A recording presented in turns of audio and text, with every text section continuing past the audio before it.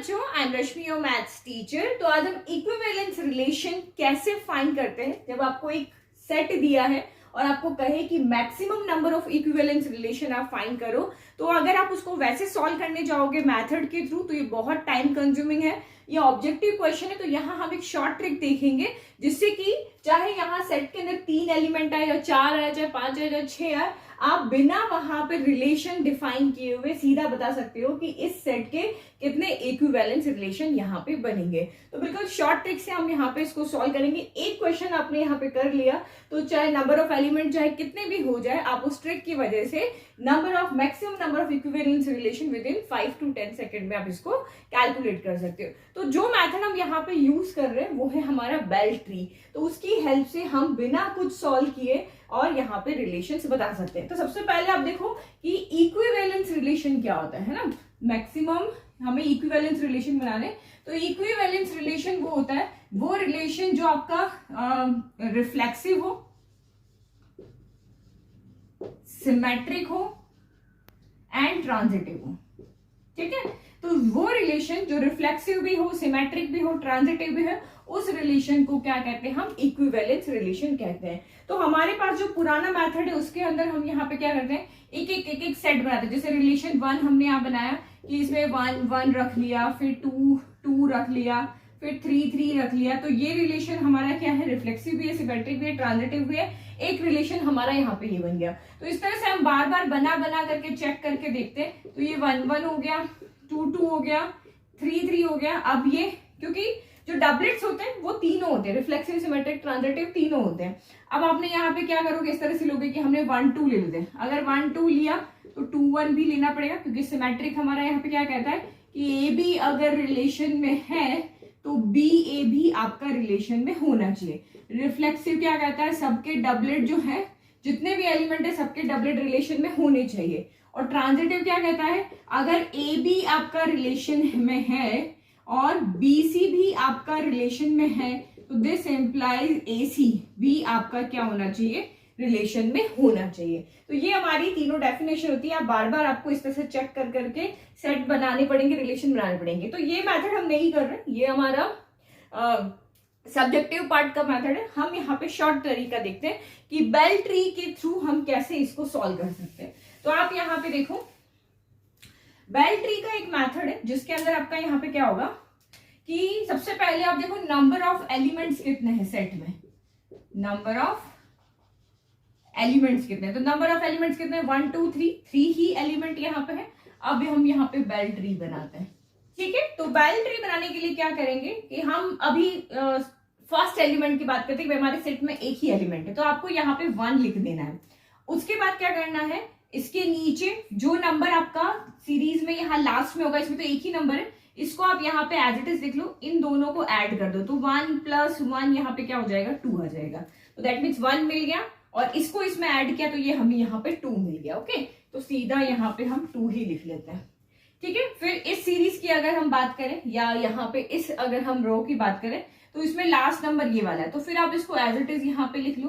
फिर अगेन 2 + 1, तो इन दोनों को हमें ऐड करना, 2 + 1 3 हो गया।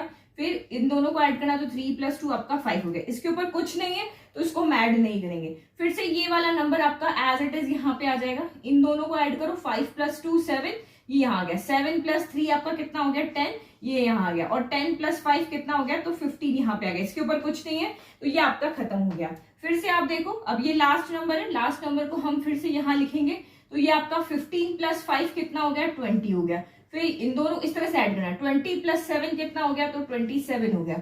27 + 10 कितना हो गया, 27 + 10 हो गया 37। फिर इन दोनों को ऐड करो, 37 + 15 आपका कितना हो गया, तो 7 + 5 हो गया 12, 12 का 2 कैरी 1, 3 4 5 52 हो गया। तो ये जब हमने ये टेबल बना लिया तो अब आपको कहे कि आपके सेट के अंदर 3 एलिमेंट है, तो ये हमारा B1 हो गया, ये हमारा B2 हो गया, ये B3 हो गया, ये आपका B4 हो गया और ये B5 हो गया। तो अगर इस सेट में एक एलिमेंट है तो एक ही इक्विवेलेंस रिलेशन बनेगा। अगर इस सेट में 2 एलिमेंट है तो यहाँ पर आप देखो 2 इक्विवेलेंस रिलेशन यहाँ बनेंगे। लास्ट वाले नंबर को आपको देखना है। अगर आपके सेट में 3 एलिमेंट है तो यहाँ लास्ट नंबर क्या है, 5, तो यहाँ पर टोटल 5 इक्विवेलेंस रिलेशन बनेंगे। और अगर आपके सेट में 4 एलिमेंट है, लाइक यहाँ 1 2 3 4 भी होता, तो यहाँ पे अगर 4 एलिमेंट आपके यहाँ पर है तो इसके अंदर आपके यहाँ पे 15 इक्विवेलेंस रिलेशन यहाँ पे बनेंगे। अगर आपके सेट के अंदर 5 एलिमेंट होते, लाइक 1 2 3 4 5 इस तरह से होते, तो यहाँ पे टोटल आपके 52 इक्विवेलेंस रिलेशन यहाँ पर बनते। अब आपको इक्विवेलेंस रिलेशन बनाने आता है, आप ट्राई कर सकते हो, लेकिन और अगर नंबर नीचे जाता है या आपको एलिमेंट्स और बढ़ा देते हैं तो आपके लिए कैलकुलेशन, वहां पे रिलेशन बनाना बहुत ज्यादा टाइम कंज्यूमिंग हो जाएगा। तो इस बेल ट्री मेथड से आप यहाँ पे क्या कर सकते हो, इजीली कोई भी नंबर आपको दे दे आप उससे यहाँ पे रिलेशंस को बना सकते हो। अगर हमें B6 देते तो हम 52 को यहाँ लिखते हैं, फिर इसको ऐड करके आगे, फिर इसको ऐड करके आगे, इसको ऐड करके, और इस तरह से हमारा नेक्स्ट नंबर हमें यहाँ पर मिल जाता। तो ये बहुत ईजी मैथड है जिससे आप यहाँ पे इक्विवेलेंस रिलेशन इस फॉर्मूले से, बेल ट्री मेथड से कैलकुलेट कर सकते हो। अब कभी बच्चे ये इस क्वेश्चन में ये पूछते हैं कि अगर इसमें एलिमेंट रिपीट हो गए तो, लाइक कि यहाँ पे तो अलग अलग है लेकिन रिपीट हो गए तो एक सेट में कभी भी एलिमेंट्स रिपीट नहीं होते हैं। अगर वो रिपीट होते भी हैं तो हम रिपीट वाले को छोड़ करके जो डिफरेंट है उन्हीं का हम सेट बनाते हैं। तो ऐसा क्वेश्चन आपको कभी नहीं मिलेगा कि जिसमें आपके एलिमेंट यहाँ पे 1 2 2 हो जाएंगे या 1 1 1 हो जाएंगे, ऐसा कभी नहीं मिलेगा। सेट में हमेशा एलिमेंट्स आपको डिफरेंट ही मिलेंगे। तो आई होप आपको ये बेल ट्री मेथड समझ में आ गया। बहुत ईजी है, मैं एक बार फिर से एक्सप्लेन कर देती हूँ। हम 1 से स्टार्ट करेंगे, नीचे जो लास्ट हमारा रो के अंदर जो लास्ट नंबर होता है उसको हम फिर से नीचे लिखते हैं। तो यहाँ तो 1 ही था तो हमने फिर से 1 को नीचे लिख दिया, फिर इसको ऐड करोगे तो नेक्स्ट नंबर मिलेगा। फिर ये लास्ट हो गया, क्योंकि इसके ऊपर कुछ नहीं तो हम ऐड ही नहीं करेंगे तो हमें नेक्स्ट टर्म कैसे मिलेगी।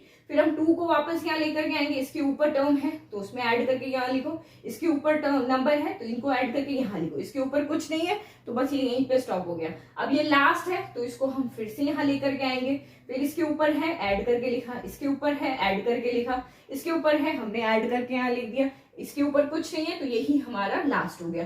फिर आप 15 को फिर से यहाँ लाओगे, इसके ऊपर नंबर है ऐड करके लिखा, फिर से ऐड किया, फिर से ऐड किया, फिर से ऐड किया, और 52 आ गया, 52 के ऊपर कुछ नहीं है, ऐड नहीं करेंगे तो इस तरह से हमने यहाँ पे लिख दिया। या तो आप सिंपली यहाँ पे इन नंबर्स को याद कर लो कि एक एलिमेंट है तो 1 बनेगा, 2 है तो 2 बनेंगे, 3 है तो 5 बनेंगे, 4 है तो 15 बनेंगे, 5 है तो 52 बनेंगे, और 6 आपका यहाँ पर हो गया तो 203 बनेंगे। आप आगे आगे चलोगे तो यहाँ लास्ट नंबर 203 आएगा। तो ये है हमारा शॉर्टकट मेथड जिससे कि हम maximum number of equivalence relation निकाल सकते हैं बिना इस तरह से, जो मैंने पहले बोला था ना कि आप सोच सोच के बनाओ, रिलेशंस बनाओ, वैसे करने की हमें जरूरत नहीं है। तो आई होप आपको समझ में आया। तो प्लीज चैनल को लाइक शेयर एंड सब्सक्राइब करें। Thank you. नेक्स्ट वीडियो में हम देखेंगे कि number of symmetric relation, number of reflexive relations कैसे निकालते हैं। उसके लिए भी मेरे पास एक फॉर्मूला है तो आप फॉर्मूले से डायरेक्ट उनको कर सकते हो, क्योंकि इस बार एग्जाम में आपका 50% ऑब्जेक्टिव क्वेश्चन आने वाले हैं तो आपको ऑब्जेक्टिव क्वेश्चन के ऊपर भी फोकस करना है। मैक्सिमम मार्क्स आपके यहां से आएंगे, या मैक्सिमम मार्क्स जो आपके जाएंगे वो यहां से जाएंगे। सब्जेक्टिव तो आपको आता है, आप कर लोगे, लेकिन यहाँ पे आपको मेहनत करनी पड़ेगी।